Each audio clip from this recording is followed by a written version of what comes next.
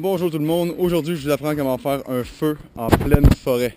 Premièrement, pour faire un feu, il nous faut trois choses. Il nous faut de l'oxygène, un carburant, puis un point de chaleur assez élevé pour pouvoir partir notre feu. Premier, on va essayer de trouver deux choses, soit de l'écorce, puis du petit bois. Pour allumer un feu, il va falloir trouver un site favorable. Donc là en ce moment, je suis dans une forêt très enneigée. Je vais me creuser un trou dans la neige et je vais creuser jusqu'à presque atteindre le sol. Puis je vais pouvoir commencer à mettre mon écorce et mon petit bois par-dessus. Je vais creuser mon trou fort probablement là. On va tout simplement prendre notre main puis aller le plus creux possible jusqu'à temps que j'atteigne la couche qui est solide en dessous de la neige pour avoir une base solide pour partir mon feu. Deuxièmement, je vais pouvoir mettre l'écorce dans le fond du trou que j'ai creusé, puis ensuite mettre mon plus petit bois par-dessus. Et après ça, je vais aller chercher du plus gros bois pour tout de suite me préparer à alimenter mon feu au moment qu'il va être allumé.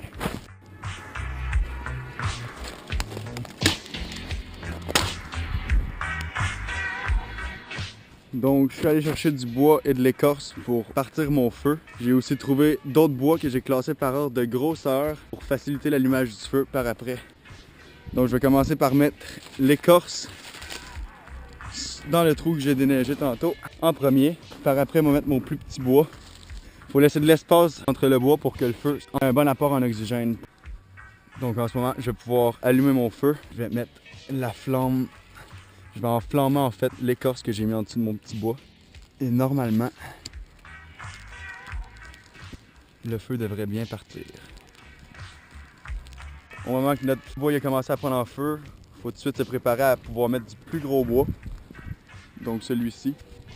Donc j'ai mis la deuxième pile de bois que j'avais, deuxième grosseur, par-dessus. Et par après, tout simplement, mettre du bois de plus en plus gros. Il faut savoir que j'aurais pas pu commencer par ce bois-là parce qu'il aurait été trop difficile pour l'écorce de pouvoir dégager assez de chaleur pour faire brûler le gros bois. Donc il faut commencer progressivement, du plus petit au plus gros. Il faut être patient, il faut donner de l'attention à notre feu. Donc mon feu est bien parti. Je suis capable de mettre du bois quand même assez gros. C'est pas le plus gros que je pourrais mettre. Mais quand même, si votre feu est bien parti, il devrait pouvoir accueillir du bois d'à peu près cette grosseur-là. Et comme je dis, il faut y aller progressivement.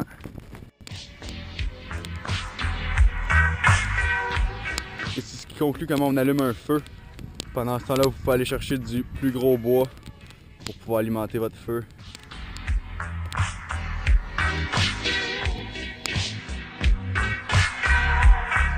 Pour faire un feu, il faut pas être pressé. Il faut aussi savoir que les bois les plus légers vont brûler moins longtemps, mais vont procurer une chaleur plus vive sur le moment. Il faut aussi pas confondre le bois pourri avec du bois compact, parce que le bois pourri en fait va prendre toute la chaleur de votre feu. Il va fort probablement éteindre votre feu ou l'étouffer. Pour une meilleure oxygénation de notre feu, on peut aussi placer notre bois en quadrillé comme ça. Ça devrait permettre d'avoir plus d'oxygène pour pouvoir mieux brûler. Si on veut casser du bois plus facilement aussi, on peut trouver deux arbres bien collés. Puis on insère notre bois entre les deux arbres. On va pousser pour créer une espèce de système de levier qui va permettre de casser le bois beaucoup plus facilement. Comme ça.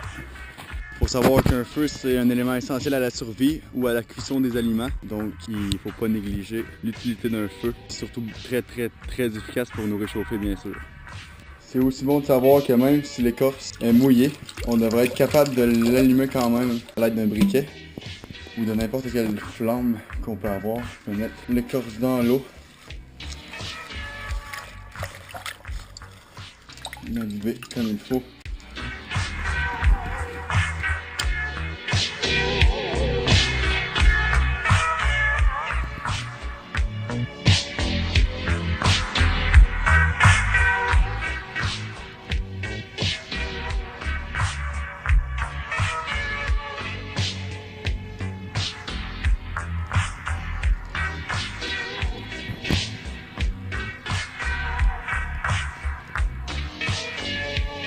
Comme vous pouvez le voir, j'étais capable d'allumer l'écorce même si elle était imbibée d'eau. Donc c'est quand même quelque chose de bon à savoir.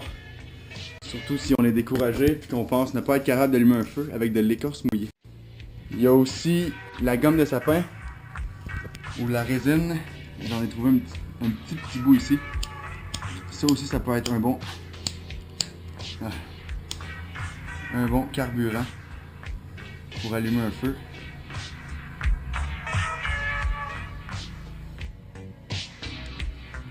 Comme vous pouvez le voir, ça va brûler lentement. Ça va être aussi bon que de l'écorce pour partir un feu si vous en retrouvez une bonne quantité. C'est aussi bon de savoir que si on retrouve des quenouilles dans la forêt, on peut effilocher la tête des quenouilles pour l'utiliser comme on utilise l'écorce pour allumer un feu. Et ça va tout autant bien. Et c'est ce qui conclut la leçon pour aujourd'hui. Finalement, pour faire un feu, il faut être patient, il faut y donner de l'attention et surtout y aller extrêmement progressivement pour de meilleurs résultats. Faites bon usage de cette vidéo, mettez rien en feu. Merci beaucoup de votre attention. Bon.